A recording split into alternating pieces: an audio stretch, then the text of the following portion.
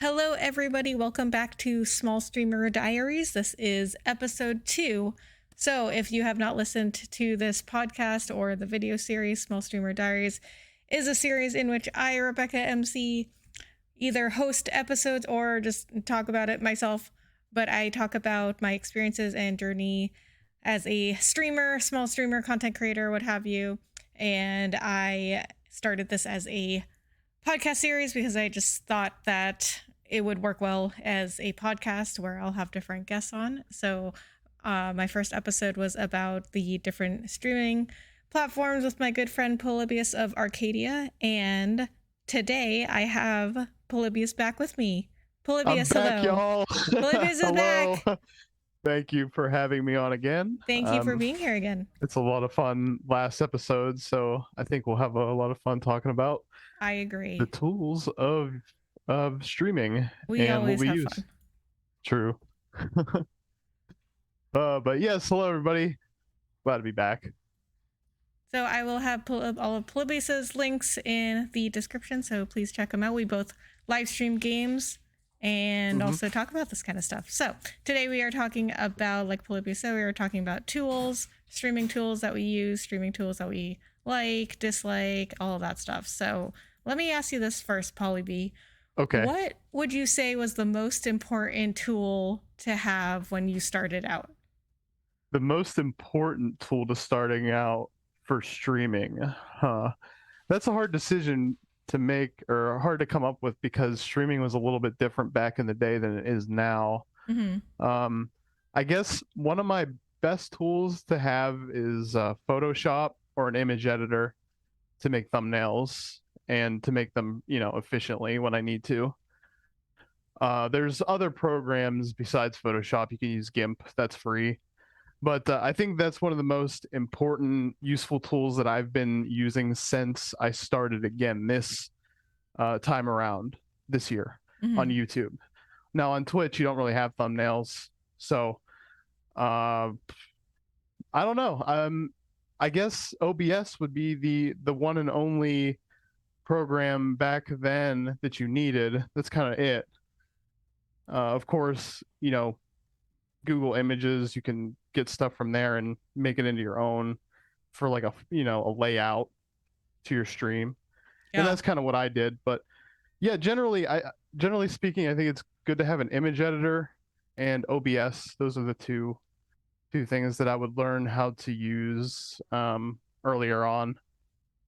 Yeah, I was kind of torn between having a good mic and then also like your streaming software, but I think a good mic is most important when you're starting out, because I think that people will leave a stream or video more for bad audio than bad video. And like, you don't always need to have a streaming software. Like, I mean, I have a PS5 and I like, before that I had a PS4 and I could just stream directly from those things. And I didn't really need a streaming software. Although I think using a streaming software is much better. But if you there's a lot more you can do. Yeah. And it's just better quality. But if you don't have a choice, then you can stream without a stream. That's true. You're right. Audio is definitely the most important thing about a stream. And you're right, is if I go into a stream and I can barely hear somebody, then, well, how are they going to talk to me? So I just leave. So it's definitely important. And if we're talking about hardware, yeah, absolutely. A microphone is definitely the most important thing to have when you start streaming, hardware-wise. If you're going to be talking to your audience, not everybody that streams, doesn't talk or talks, but most do. And it's great to have a microphone. Now, the microphone, in my opinion, doesn't have to be this amazingly high-priced, overpriced microphone from Logitech or Corsair or whatever. You don't need that, but you also don't want to get something so cheap that it, just breaks in a week, which I've had happen in the past. Yeah, and you want good quality audio. I mean, you don't have to have, like you said, you don't have to have super expensive mic, but I think starting out, you definitely want to invest in a good quality mic. Yeah. Maybe not best quality, but like good quality. I want to say minimum to spend on a microphone or a headset is probably around like $60. Yeah. Anything lower than that is kind of asking for trouble, I think. But once you have that, there's a ton of things you can do in either OBS or streaming software special for your computer. Not so much on consoles, but you can make your audio sound much better for your stream with just a middle of the road microphone. Like you can make it sound really good with just plugins of audio plugins. Yeah, So and I think like it's the most important, like you said, for interaction, like talking to people. I mean, you don't necessarily need to have a camera because not everyone uses a camera. I mean, you don't use a camera, right. and you can still interact with people with a good mic. Yeah, exactly. I think that's the strength of my stream is not much of a camera. It's just talking to people and plus there's a whole lot of stuff where for reasons I don't use a camera, I'd rather just not be on one Yeah. in general for I don't know, just privacy reasons. But just yeah, you don't need a camera, but I mean, usually if you want to talk to your viewers, you should really have a microphone. Yeah. Yeah, you don't need to have a camera. Like you don't absolutely need to have a camera if you don't want one. Like I became friends with Polybius, and I don't know what he looks like. He doesn't have a camera on. And then I have another friend he uses a camera now, but for the longest time, like when I first met him, he didn't have a camera. And I Okay. had no idea what he looked like either. And we became really good friends just because, of talking to each other. And he just Yeah, had a good mic where we talked to each other a lot. right. Yeah, and there's plenty of streamers that don't do that or they use it seldomly. Hmm. I used to whenever I did stream on Twitch, I did use a camera. So, yeah, I just decided not to, and it's been working out okay. Yeah. So you use OBS for your Yes. streaming software. Okay. So did you always use OBS? Yeah, only because that was the gold standard back then. It's actually the only thing we had besides XSplit, which was okay. XSplit was fine, but it was like a paid thing, and I just think it wasn't even nearly as good as OBS. But yeah, I always used OBS from the start, and I managed to like learn all the tricks and tips you can do in OBS. There's like a ton of stuff like filter wise and all kinds of stuff you could do with OBS with just the software. You don't need anything else. So I find it pretty powerful. I know a lot of people just like look at it as a throw the game on the screen and you're good to go, which is fine too. There's nothing wrong with that. I started off doing that until I decided to get a little bit fancier with like stream avatars and stuff. Mm-hmm. However, yeah, it's very powerful. You can do a lot with it. Okay. So since you started using OBS, have you tried using any other software? I have not, only because I guess I know how to use OBS the best. And I know there's other streaming software out there, like Streamlabs. I know you use Streamlabs, and that's good to use too. It's pretty beginner friendly, I would say. But the only thing about Streamlabs is when we were trying to set up the podcast, like it wouldn't do the audio filters, which Mm-hmm. I like to put a ton of filters on my microphone to boost my voice and stuff like that. So yeah, I think that OBS is pretty much good for me, fits well for me. Yeah. So when I started streaming, I used Twitch Studio, which is like Twitch's own streaming software.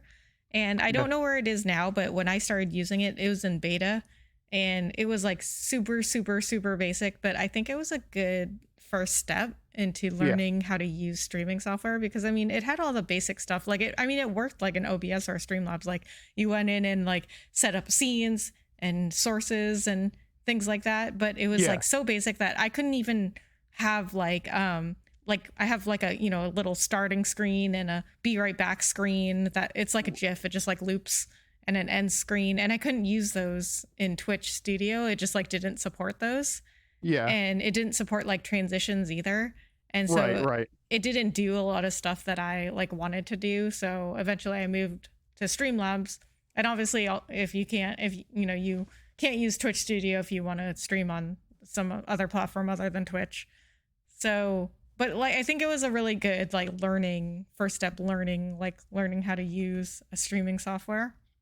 But then also like I think it's if you start learning a streaming software from the beginning and you just stick with that and you just learn it really well, then I think you're good to go with that. Right. You could do it both ways. And I think it's interchangeable too, because Streamlabs is pretty much the same code as OBS. OBS is open source. So what Streamlabs did was take that code and just like make it kind of their own. So yeah, if you were to ever switch between the two, you'd find it to be pretty easy, I think. Yeah, I mean, like so I went to Streamlabs and then really didn't even look at OBS until we started doing the podcast.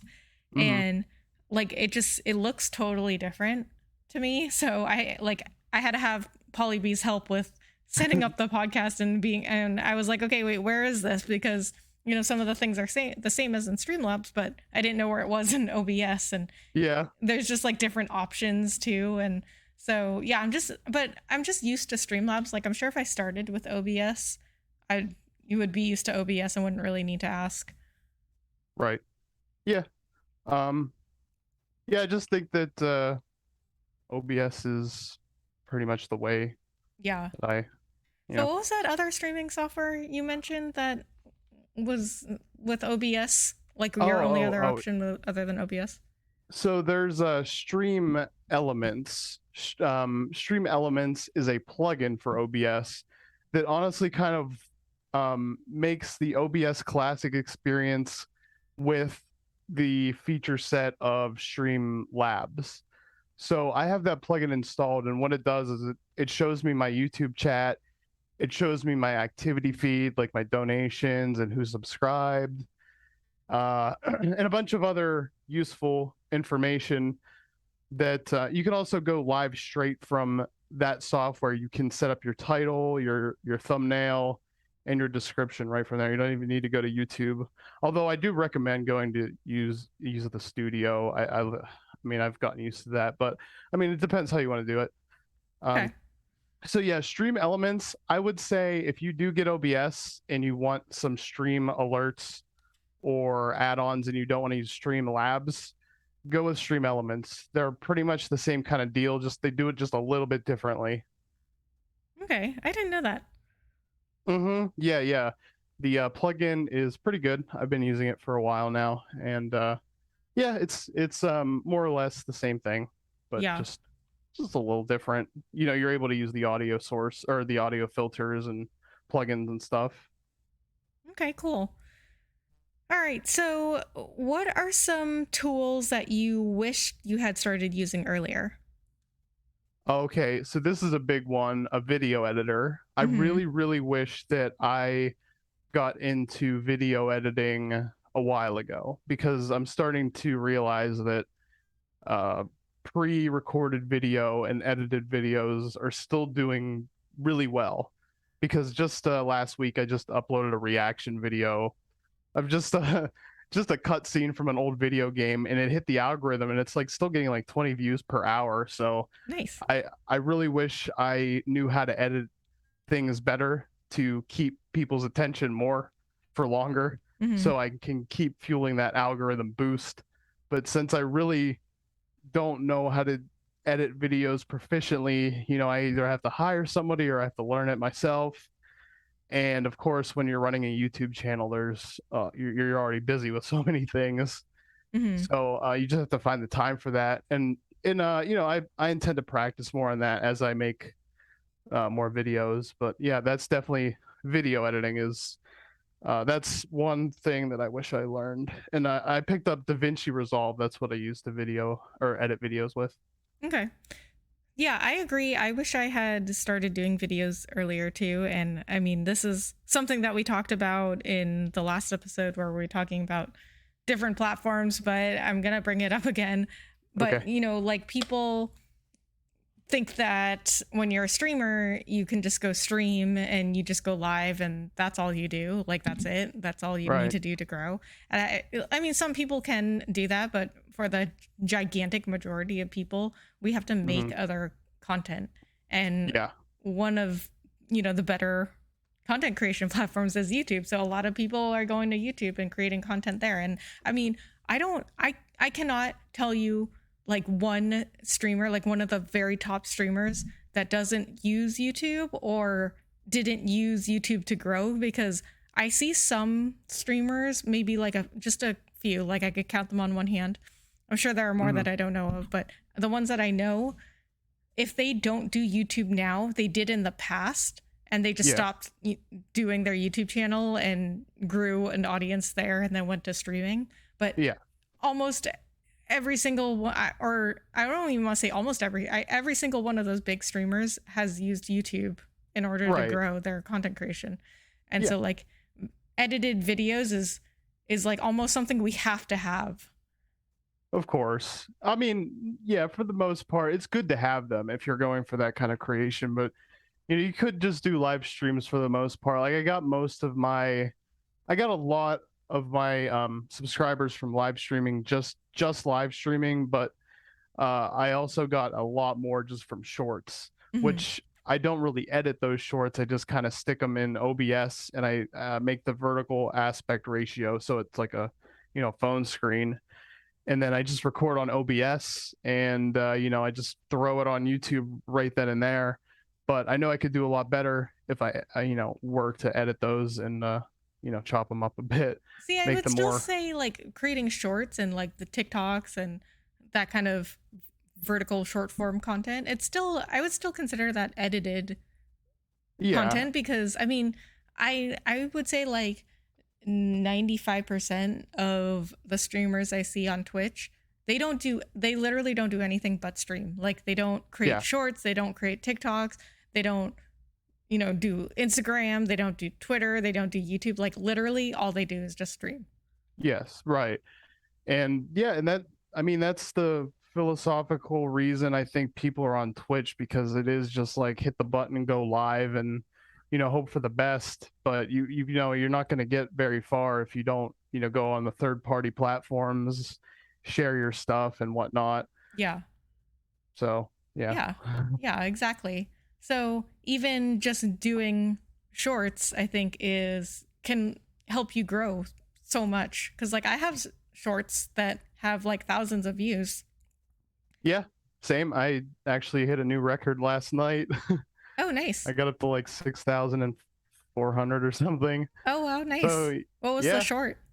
It was just this mobile game that I saw my Japanese friends on YouTube playing, and they got so I work night shift, and I'm often on YouTube in the late night when nobody else is online, and I'm just searching for games and streams.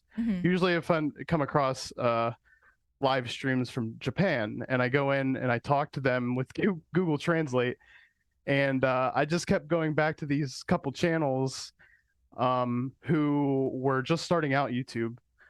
They were, I want to say, like 195 subscribers when I first got there.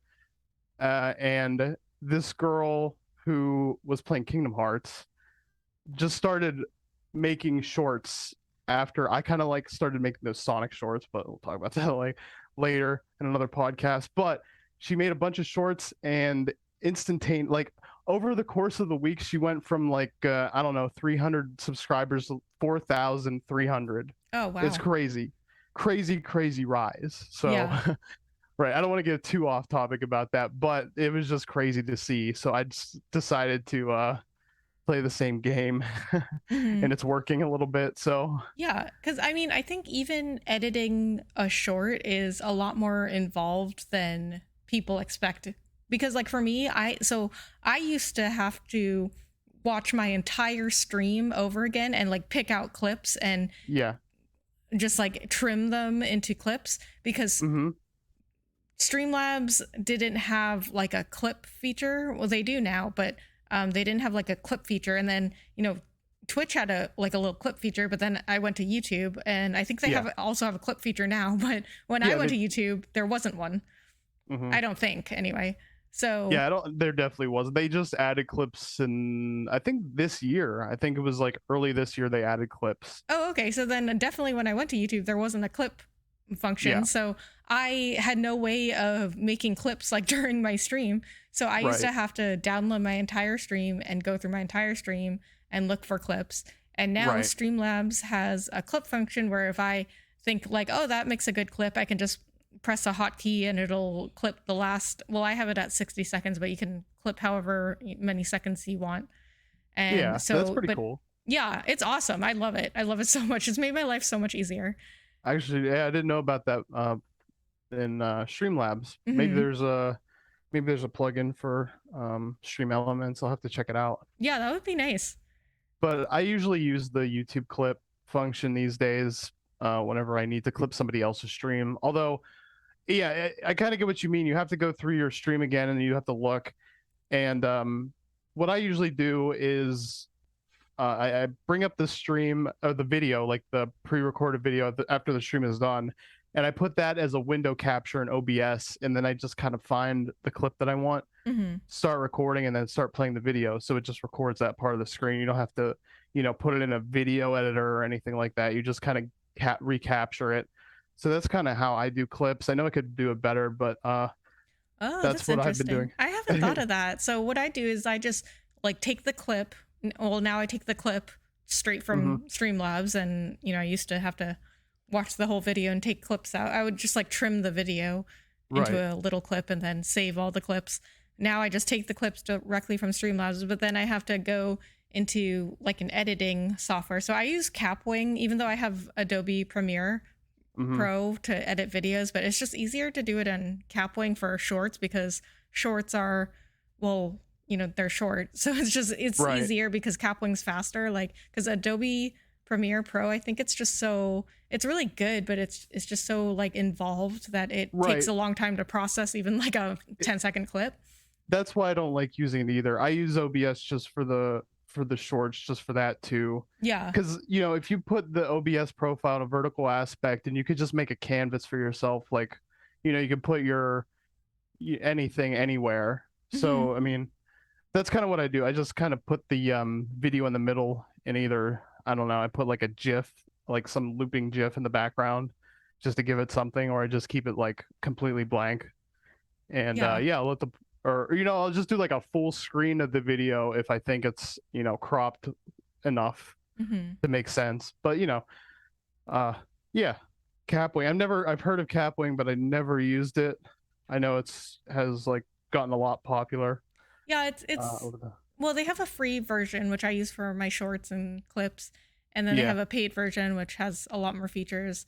But I like it to make my shorts and TikToks, and so I will put in the clip that I have, and then I have to change it to like that vertical ratio that shorts and TikToks are in, and Yeah. then but now that it like it's vertical and it cuts off half my screen, I have to put in the same clip on top of that, and then like crop out my camera, Yeah. and then like put my Yep. camera somewhere in the corner, and then like That's remove the audio on one of the clips so it doesn't echo.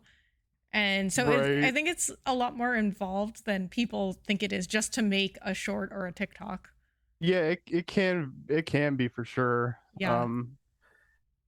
Definitely takes some time to set up the canvas and capture it and make sure it sounds good. I mean, and it's just one clip. You might be just thinking it's just one clip. How bad could that be? But the meta here is that you need to make 1,000 clips, not just Hmm. one. You need to make a ton. You need to really flood the YouTube algorithm to in your favor.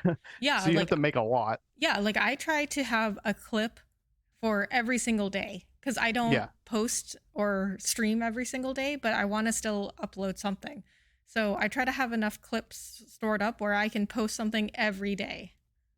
Yeah. And that's a good idea, I think. One clip per day. Yeah. I think that's a good idea, or more. I mean, just however many you want to make, but one clip a day is actually pretty good, Hmm. especially if it does well too. The clips are not, or just shorts in general, crazy. So Yeah. yeah, I would say find the tools to make the shorts look their best, and however you want to do them, whatever the workflow is easiest for you, and then stick with that because I don't think shorts are going away for anytime soon, especially as long as TikTok is popular, Hmm. Yeah, and So they're focusing a lot on shorts. They're I think we talked about this last time too, but they right. are having shorts now recommend your long form content.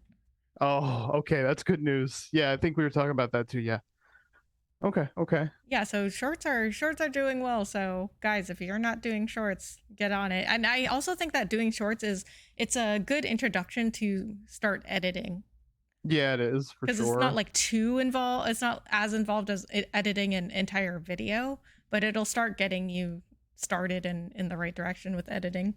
Yeah. So editing, very good skill set and some sort of editing software you need in your toolkit. Right. And how I learned OBS and DaVinci Resolve and all that stuff was just YouTube videos. There's so many tutorials out there. Just type in OBS tutorial, and you'll get a pretty comprehensive guide on Hmm. how to set it up. Even Streamlabs, do the same thing with Streamlabs if you want to do it that way. There's a lot of videos out there that, show you how to set up a stream, starting from installing the software to setting up your network speeds and setting up your scenes and all that stuff. So I think that is the best place to start. There's so many good tutorials out there, and I kind of want to make my own on how I set my things up for Yeah, my stream. nice. You should. So yeah, I So think that might speaking, be the future. Sorry. yeah, yeah, you should. So speaking of image editing, so you use both Photoshop and DaVinci Resolve? DaVinci Resolve is a video editor. Oh, it's a video editor? Uh-huh. Okay. Yeah, and it's free too, by the way. It's pretty good. There's a paid version, but honestly, that is, I mean, for YouTube editing as a novice, it's not Yeah. needed. Okay, so I was looking at DaVinci Resolve 2 before I got Adobe Premiere Pro. Mhm. So I've heard of it, but I've never used it. So what do you like about DaVinci Resolve? It's a lot easier because you were describing how Adobe Premiere is very involved. I've definitely tried Premiere, and I've tried a later version, like one of the later versions, to edit videos, and I was just completely overwhelmed by everything. The UI is not very intuitive, but DaVinci Resolve is pretty much just, easy. Import the video, put it on a timeline, put your music, and it's all spread out for you right there. That's nothing. It's pretty easy to do. So I like DaVinci Resolve for that, and it's free. So Yeah. two big things. There's no watermarking or anything. It's legitimately free video editing software. Huh, I'll have to try that out, even though I have Adobe Premiere Pro and I pay for it. But it is, I mean, like you said, it's really hard to use. Like, I feel like it's meant for people who already know how to edit because Yeah, half of the things in there, I don't know what they mean and I don't know what they right. do. I don't understand it. Like, if I accidentally like click on one of the little windows and I close it, I don't know how to get it Right. back. Yeah, exactly. And that's why I'm like, okay, I mean, I'll leave Premiere to the Hollywood professionals. I'll just try something else like Resolve. And it's been working for me. I'd say, just for basic editing, Yeah. it gets the job done. Okay. So for image editing, you use Photoshop? Yes, Okay. And you like Photoshop? I do, but that's because I've been using Photoshop long before even streaming was even like a thing. I've been using Photoshop since, I don't know, 2004 or 5, something like that. Oh, okay. So I you're don't pretty know. good at it. Right. Yeah, I had a copy for a long time, and yeah, I can't switch to anything else. I tried, but I can't. It's too ingrained into my brain. Yeah.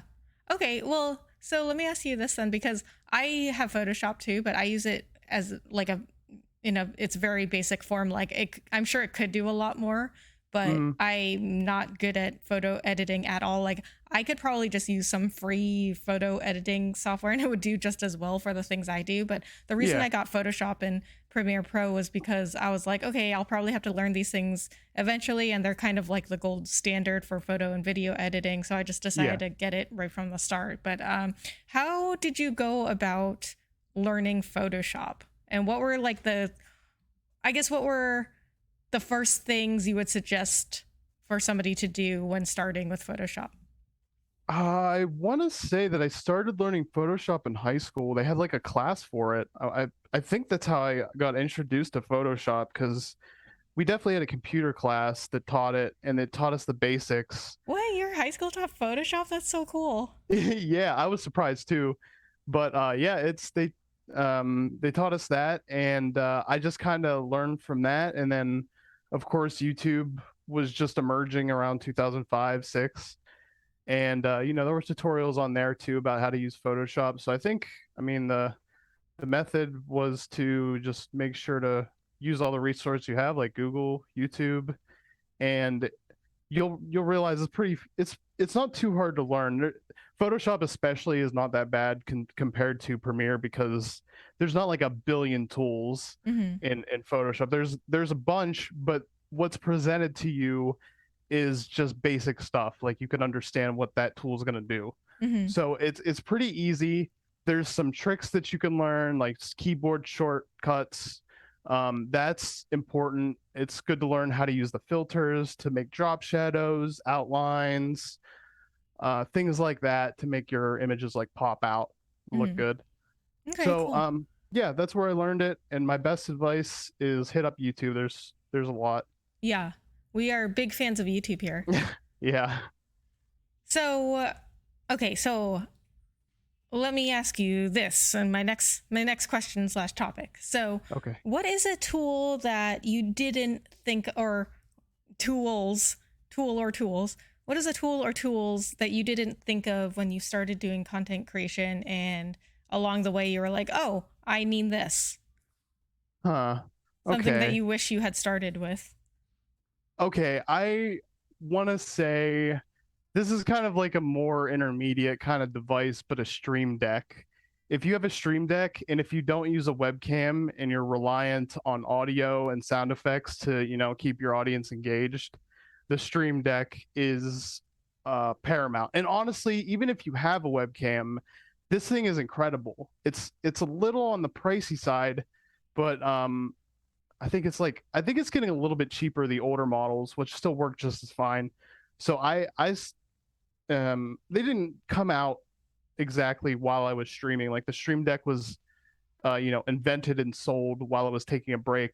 But I wish I would have had that thing before, I started streaming, even like years before. I just wish it was invented. It's a great device. It's not only useful for streaming, but you can set macros up for your desktop, productivity, shortcuts, anything. I would highly, highly recommend a Stream Deck.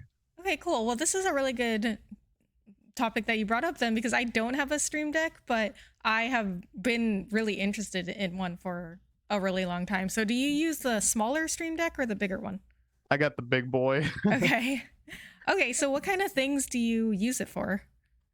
Majorly I use it for sound effects, and that's pretty much the most I use it for, is sound effects. But I know I use it for like personal stuff, like opening up links instead of going up and opening a browser and typing in the URL. It takes like 10 seconds. You just hit a button on the Stream Deck and you're there. So it's stuff like that. It's just super productive. It's super helpful. Oh, I didn't even know you could set up links on Stream Deck. Oh, there's so much you could do with it. Like, you can make a little info window, like on one of the buttons, that shows your subscriber count in real time, or how many people are watching your live stream at the time. So there's just so much you could do.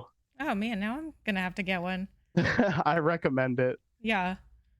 So if anyone who doesn't know what a Stream Deck is, it's like a big like keyboard, Yeah, like a it's keypad. kind of like a soundboard. It looks like it's soundboard, just yeah. a bunch of dummy buttons that you could program anything to.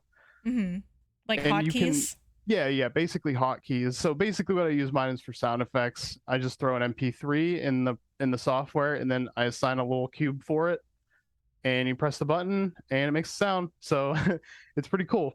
I think it's definitely worth it, because whenever people come into my stream, I hit the welcome button, the classic welcome button, and people just know. I don't think that's like a little thing. That keeps people engaged. When people come in here and they hear that, Yeah. they remember that, and they actually tell, like, it's legendary in my stream. Like, they just they think that welcome sounds hilarious. So It is. so I love that welcome sound. I was wondering how me you too. got it so fast. Now I know you use a Stream Deck. Yeah, Stream Deck indeed, very powerful. Yeah. So, guys, if you don't know what we're talking about, come to Polybius's stream and say hello or hi or whatever, and Polybius will hit something on his Stream Deck and you'll get a welcome. Okay, so the story behind that, real quick, is that that welcome sound effect is a combination of the AOL welcome sound and the Phoenix Wright, um, what do you call it? It's like item get sound. It's like doo doo doo. Oh, really? I So didn't know that about the Phoenix Wright part. I thought it was just the AOL welcome. yeah, no, I made that entirely. I Oh just my like god, that's I merged hilarious. those two sounds together. So yeah, that's where it came from. Oh my god. Wow. I'll Yeah. have to listen next time. Okay. Like really Okay. listen, because the first time I heard it, all I heard was like AOL, like flashbacks to AOL. Right. But So yeah, yeah, just a that's a little really good secret. sound. Thank Good you. Thank sound you. bite.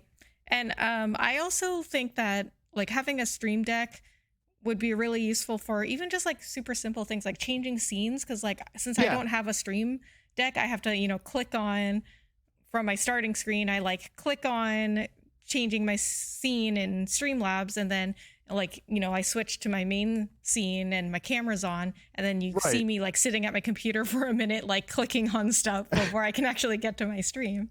Yeah, it's good. It's great for that too. You can control pretty much anything on your computer with the Stream Deck. It's crazy. Wow, so I you had can set it up to do anything? pretty much. I mean, it's That's very crazy. versatile. Like you can make it run a Windows executable if you What, want. really? That's Yeah. crazy. I didn't know it could do that much. Oh yeah. Yeah, you could set a script to it, like just any old script, and it'll run it. Yeah, it's great. Yeah. Okay, cool.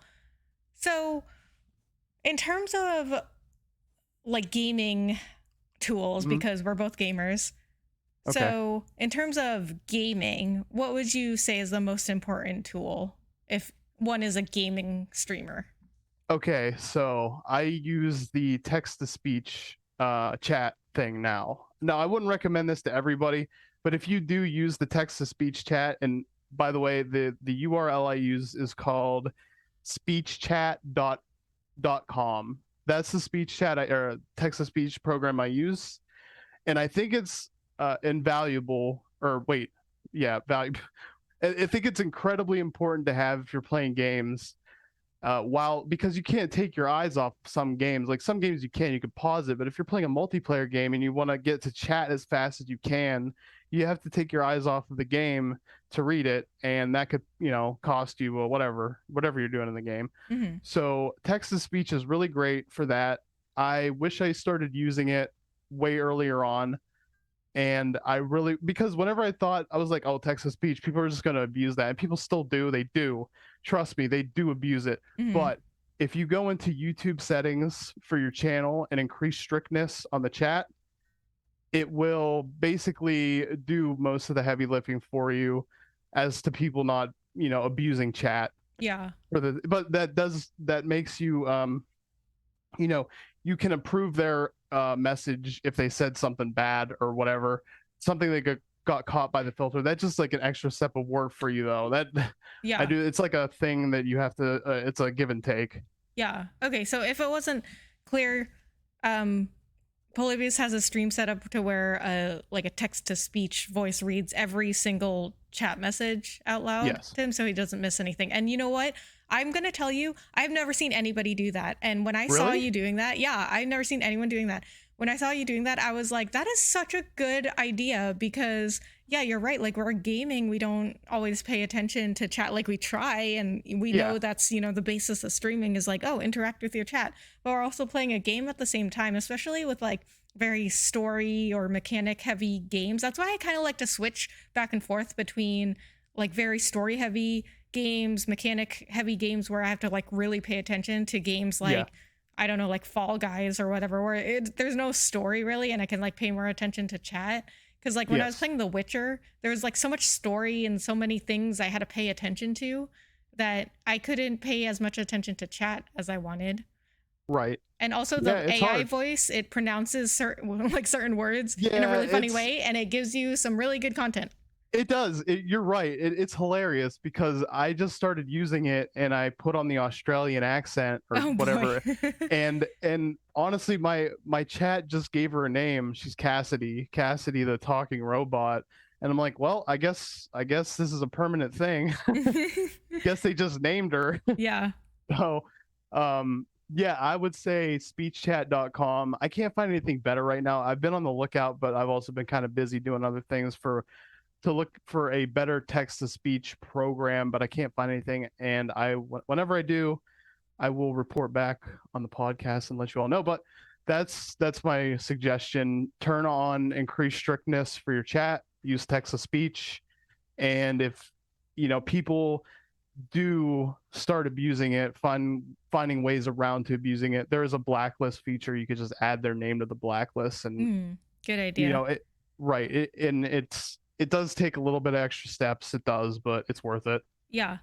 Yeah. So the closest thing I've ever seen people do is just have like a text to speech, like on Twitch, like the channel reward, or like Oh doing yeah. it in bits or donations or whatever. And I think on YouTube you can have like donations show up as text to speech and whatever. Yes, But you that's the can. closest thing that I've seen to how you do it. Like I've never seen anybody do it like you do, where it reads every single chat message out loud. Yeah, and it's honestly, whenever I started streaming, I missed a lot of messages, and people got mad because people started. I was playing Sonic, so it was a fast game, and people were just flooding in my chat, just saying things over and over. Just a bunch of different people, and I was trying my best to keep up with everybody, but the people that I missed got all mad. Oh Like no. they don't understand how difficult it can be. So I'm like, okay, let me think of a better way. Yeah. And speech chat has helped me quite a bit. I still miss messages sometimes, but not nearly as much. It's so funny that you say that, though, because you will start reading the chat messages before the I know it's a bad habit. It's a very text to bad speech habit. reads it. I know And because I want to get there faster, but it's at the same time I really should just let the text to speech bot go yeah, first. because like the first time that you were doing that, I like yelled at you. I was like, "You're interrupting Cassidy. Oh yeah, You're I know. being rude." I know. Yeah, that's just something that I've got to just let. I got to hide chat a bit more away from my visuals while I'm gaming, and just let the bot kind of take over for a bit, because yeah, whenever I started, I didn't have that text to speech bot, and that's still kind of a new thing. It's only been like a handful of weeks since I've been using it. Mm-hmm. And whenever I didn't have it, I would just immediately read chat as soon as I could, because people want to hear a fast response. Mm-hmm. But the text to speech bot isn't really slow or anything. It just takes a little bit longer to respond. Yeah. Yeah.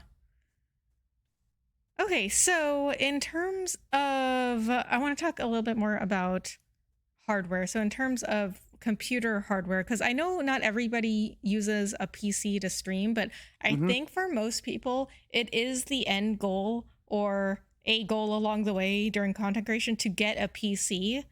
Yeah. And either stream or create videos on it. So in terms of like a computer, Yes. what do you like for like your keyboard, your mouse, like your actual PC, headset, things like that? Okay, let me think here. So my computer, I built it for gaming. I built it like as a higher end gaming computer. But Oh, you built it? Oh yeah. Oh, cool. I didn't know that. So yeah, I like building computers. I built the last two, but I didn't use. So I used to buy like the pre built ones. Yeah, But I just have a pre-built. I would not know how to build a computer. It's not too bad, but maybe next episode we'll talk about building a computer. Yeah, we should. It's pretty fun. But okay, so in my philosophy, there's two ways of dealing with a computer versus non-computer users. The first option, which I think is the cheapest option, is to get a laptop, probably around 8 GB of RAM, and I would say you'd have to have like a video card or an integrated video card. I would suggest getting a video card. It doesn't have to be an expensive laptop. All it needs to do is run your streaming software, and it needs to be able to have a streaming capture card. Not a streaming capture card. Let me rephrase that. Just a capture card. Mm-hmm. Just to plug in your console of choice, whatever you're usually streaming, and have that be fed into OBS with your template or whatever, And that way you can have all your alerts, your camera, wherever you want, just anything. It's all, it's free to do whatever. So that's one way. It's a lot cheaper that way. And you really don't need to do a whole lot more. You can just plug in your console and, you play it from that while your computer just streams it. It doesn't need to be a powerful computer to do that. So the other one is, if you wanted to just have a gaming PC, I would at least say get 32 gigabytes of RAM and have a video card. If you want to do fancy stuff, like have stream avatars, speech chat, it's, I think, one of the best things to have hardware wise, besides a computer, is a second monitor. Whether that be another laptop that you can just monitor chat with, or another monitor attached to your computer. Because if you're editing videos, editing photos, whatever, or streaming, I think you should really have a second monitor to, it's just really useful. Yeah, that's a really good point. I hadn't thought of that, but I totally agree with you. When I had my stream set up the first time, I immediately got 2 monitors. So I have like a gaming monitor, like an expensive high-end gaming monitor, and then I just have like an old TV for my second monitor. Like, you don't need anything fancy. You just need to be able to read whatever's on the monitor, because like the TV is not, it's not, as high resolution as the gaming monitor, but I can read stuff on it, and it works.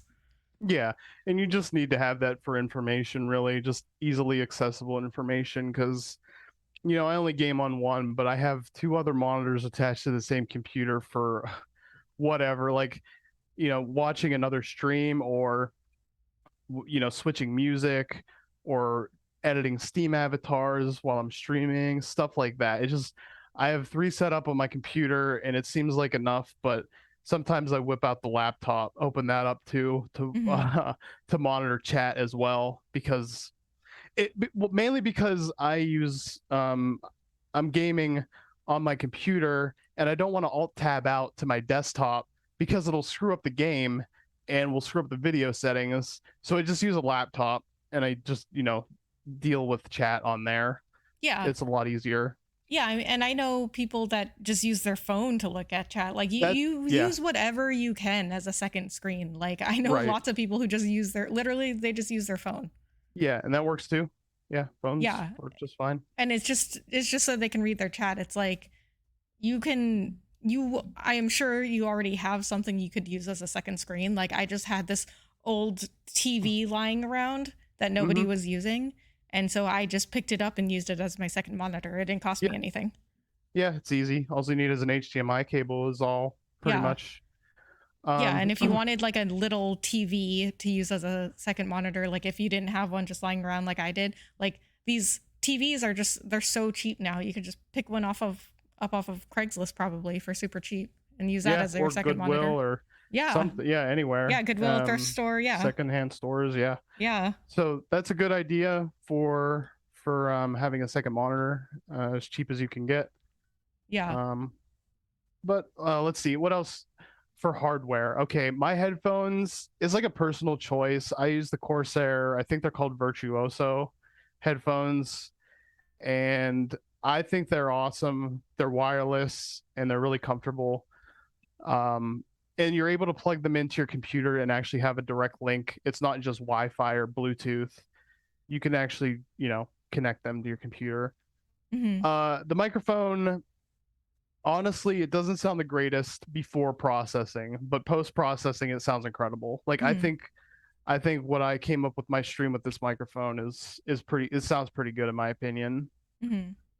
Yeah, so, it always sounds good to me. Thank you.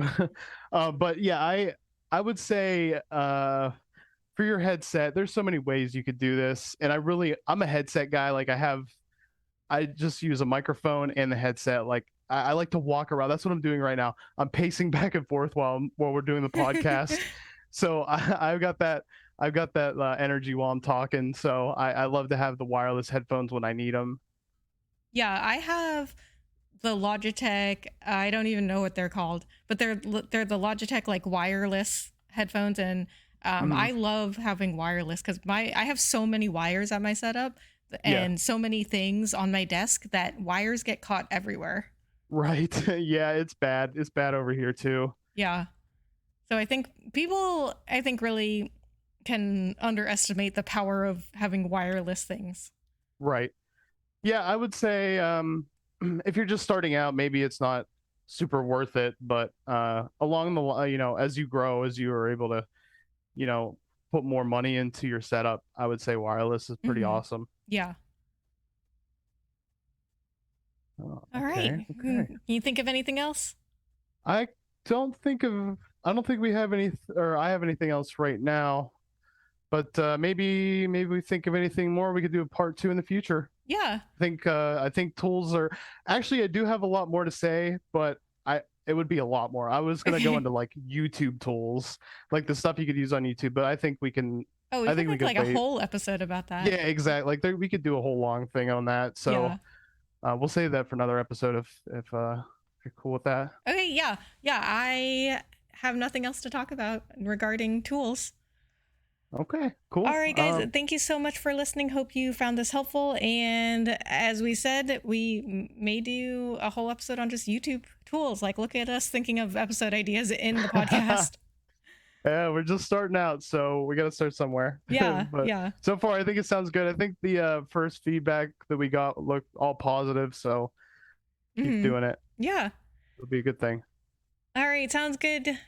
All right, guys. Thank you so much for listening. I hope you found it helpful and entertaining. And please check out our links. I'll have both my links and Polybius's links in the description. And we will see you next time. See you. Bye, everyone.